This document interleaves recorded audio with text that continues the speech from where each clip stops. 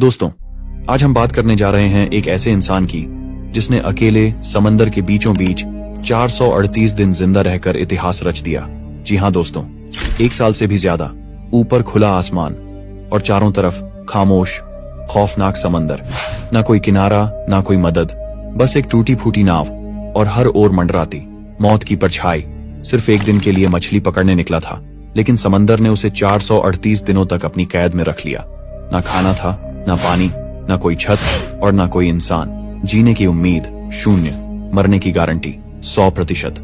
उस नाव में 2 लोग थे। 4 महीने के अंदर एक ने दम तोड़ दिया, लेकिन दूसरा, उसने मौत को धक्का दिया और जिंदगी की दहलीज तक लौट आया। दोस्तों, इस व्यक्ति ने किस तरीके से इतना दिन तक खुद को जिंदा रखा, जानकर आप लोगों के रोंगटे खड़े हो जाएंगे। लेकिन दोस्तों, वीडियो को शुरू करने से पहले चैनल को सब्सक्राइब जरूर करें, जो कि सब्सक्राइब बटन आपके लिए बिल्कुल फ्री होता है, लेकिन उसी से ही हमें बहुत मदद मिलती है। तो चलिए वीडियो को करते हैं स्टार्ट। साल था 2012, तारीख थी 18 नवंबर। मैक्सिको के दक्षिणी तट पर बसे एक छोटे से कस्बे पिजिजापान की सुबह शांत और सामान्य थी। सूरज धीरे धीरे समुद्र की सतह से ऊपर उठ रहा था और समंदर शांत दिखाई दे रहा था। जॉश अल्वारेंगा 36 वर्ष मैक्सिको के इसी कस्बे में अपनी छोटी बेटी के साथ रहता था। वह और उसका साथी एजिकियल कोर्दोबा 22 वर्ष, ये दोनों पेशेवर मछुआरे थे। जॉश को मछली पकड़ने में सालों का अनुभव था, लेकिन एजिकियल उतना माहिर नहीं था। वो हाल ही में इस काम में जॉश के साथ जुड़ा था। इनका काम मछली पकड़ना और उन्हें बाजार में बेचकर मुनाफा कमाना था। पिछले कुछ दिनों से उन्हें मछलियों की अच्छी कीमत मिल रही थी, लेकिन ज्यादा पकड़ नहीं पा रहे थे। इसलिए इस बार उन्होंने तय किया कि वे थोड़ी दूर समुद्र के अंदर तक जाएंगे, जहां बड़े आकार की मछलियां मिलती थीं, जिन्हें अच्छे दामों में बेचा जा सकता था। उनका इरादा सिर्फ एक दिन के लिए जाने का था, लेकिन जैसे ही जॉश यात्रा के लिए तैयार हुआ, एक अनुभवी मछुआरे ने उसे टोका, आज मत जा, समुद्र का मिजाज सही नहीं लग रहा। लेकिन जॉश ने उसकी बात को हल्के में लिया। हम बस कुछ घंटों में लौट आएंगे, जल्दी पकड़ेंगे, जल्दी बेचेंगे, जल्दी कमाएंगे। फिर जॉश और एजिकियल निकल पड़े अपनी छोटी सी 7 मीटर लंबी नाव में, जिसमें एक सिंगल इंजन था, एक छोटा रेडियो, कुछ बर्फ, मछलियां रखने के लिए बॉक्स और थोड़ा बहुत खाना। उनका लक्ष्य था समुद्र के भीतर लगभग 120 किलोमीटर की दूरी तक जाना। दोनों को अंदाजा नहीं था कि ये दूरी उन्हें 438 दिनों तक मौत और जिंदगी के बीच झूलने को मजबूर कर देगी। शुरुआत में सब ठीक था, मछलियां मिल भी रही थीं। कुछ ही घंटों में उन्होंने काफी मछलियां पकड़ लीं। लेकिन दूसरे दिन दोपहर होते होते समुद्र का रंग बदलने लगा। आसमान काला पड़ गया, लहरें ऊंची होने लगीं, हवाएं तेज चलने लगीं। फिर शुरू हुआ एक भयंकर तूफान, ऐसा तूफान जो लगातार 2 दिन तक चला और उनकी किस्मत बदल कर रख दी। नाव लहरों के थपेड़ों से उछलने लगी, इंजन बंद हो गया और रेडियो भी खराब हो गया। अब उनके पास कोई संपर्क का साधन नहीं था, न किनारे से, न किसी जहाज से। तूफान इतना खतरनाक था कि लहरें उनकी नाव के ऊपर से गुजरने लगीं। जान बचाने के लिए उन्होंने नाव में रखी सारी मछलियां समुद्र में फेंक दी, ताकि नाव हल्की हो जाए और डूबने से बच सके। उनका इरादा था तूफान के रुकते ही वापस लौट जाना, लेकिन कुदरत के सामने इंसान कितना भी चालाक क्यों न हो, बेबस ही होता है। इस तूफान के महज 2 दिनों में उनकी नाव लगभग 400 किलोमीटर बह चुकी थी, खुले महासागर की ओर, जहां चारों ओर सिर्फ पानी था और कोई मदद नहीं। तूफान के बाद समुद्र तो शांत हुआ, लेकिन उनके लिए असली लड़ाई अब शुरू हुई। खाना खत्म हो गया था, पीने का पानी भी। अब उन्हें जिंदा रहने के लिए बारिश का पानी जमा करना पड़ रहा था, कभी हाथों से, कभी नाव के किसी कोने में। भूख मिटाने के लिए उन्हें समंदर में तैरते पक्षियों को पकड़ना पड़ा, कछुओं को, और कभी कभी मछलियां भी, जिन्हें वो कच्चा खाते थे। जॉश के पास अनुभव था, लेकिन एजिकियल का शरीर धीरे धीरे थकने लगा था। वो बहुत जवान था, लेकिन मानसिक और शारीरिक रूप से इतनी बड़ी लड़ाई के लिए तैयार नहीं था। फिर भी 4 महीनों तक वो जॉश के साथ हर रोज जूझता रहा, भूखा रहा, धूप में जला, तूफानों से लड़ा, उम्मीद में जिंदा रहा। लेकिन चौथे महीने के बाद उसका शरीर हार मान गया। उसे बार बार बीमारियां घेरने लगीं और धीरे धीरे वो बोलना भी बंद करने लगा। जॉश ने हर कोशिश की कि उसका साथी जिंदा रहे, लेकिन इस समुद्र में कोई डॉक्टर नहीं था, कोई दवा नहीं थी और कोई राह भी नहीं। फिर एक दिन एजिकियल हमेशा के लिए शांत हो गया। जॉश को खुद ही उसका शरीर समंदर को सौंपना पड़ा। उसका साथी, जो 4 महीने तक उसके साथ था, अब नहीं रहा। अब जॉश पूरी तरह अकेला रह गया था। जॉश नहीं जानता था कि उसके सामने अब और 9 महीने बाकी हैं, जहां न कोई किनारा होगा, न कोई रास्ता, न कोई आवाज, सिर्फ एक नाव, लहरें, धूप और उसकी जिंदा रहने की जिद।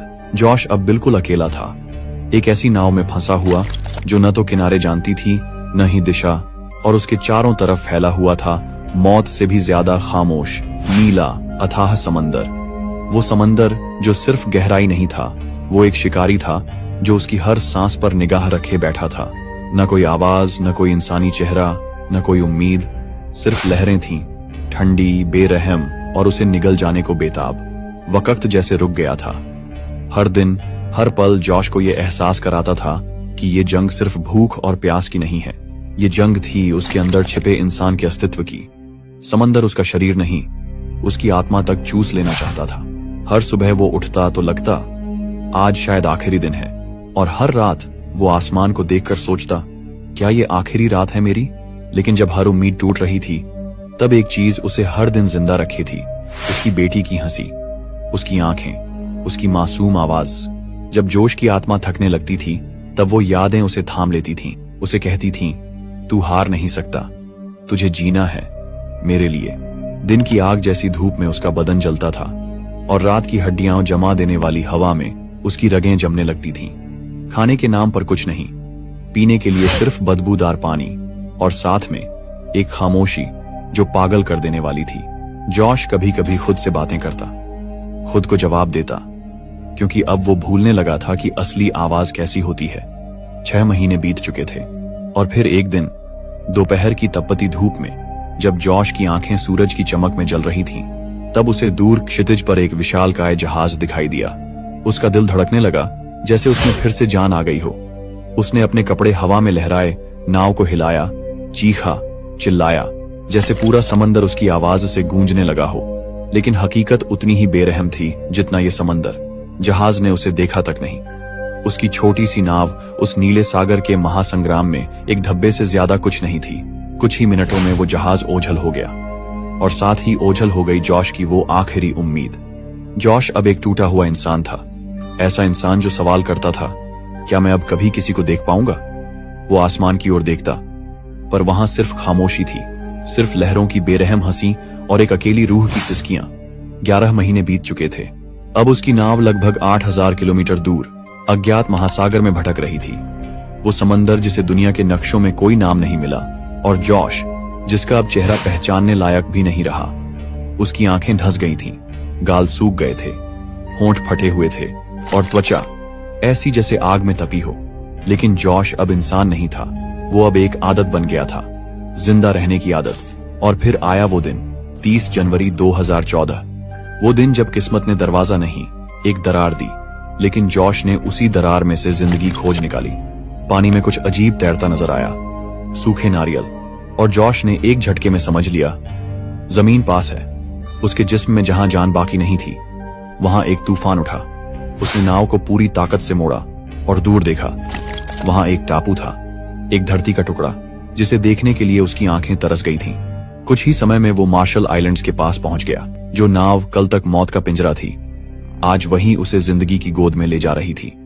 जॉश ने आखिरी बार समंदर को देखा और फिर खुद को पानी में फेंका, हर लहर को चीरता हुआ, कांपता, टूटता, घिसटता हुआ। जब उसके पैर जमीन से टकराए, वो गिर पड़ा, नंगे पैर, सूखी आंखों से, कांपते हुए, जैसे वो अपने ही पुनर्जन्म का गवाह बन गया हो। स्थानीय लोग दौड़े और उनकी आंखों में डर था और सवाल, ये कौन है, कहां से आया है। जॉश को अस्पताल ले जाया गया। उसका वजन 60 किलो से घटकर सिर्फ 38 किलो रह गया था। पूरे शरीर की मांसपेशियां गल चुकी थीं और त्वचा के नीचे सिर्फ हड्डियां बची थीं। लेकिन ये सिर्फ उसका इलाज नहीं था, ये गवाही थी उस इंसान की जिसने 438 दिन समंदर की आग और आंसुओं में तैरकर एक ही बात साबित की, जब इंसान जीने की ठान ले तो समंदर भी उसके आगे घुटने टेक देता है। अगर आप होते जॉश की जगह, तो क्या आप भी 438 दिन तक उस नरक से लड़ पाते? क्या आप भी जिंदा लौटने की हिम्मत जुटा पाते? जो भी हो, इतना तय है, जब इंसान टूटने के बाद भी बिखरना नहीं चुनता, तो मौत भी रास्ता बदल लेती है। धन्यवाद दोस्तों, आपने इस वीडियो को अंत तक देखा, इसके लिए दिल से शुक्रिया।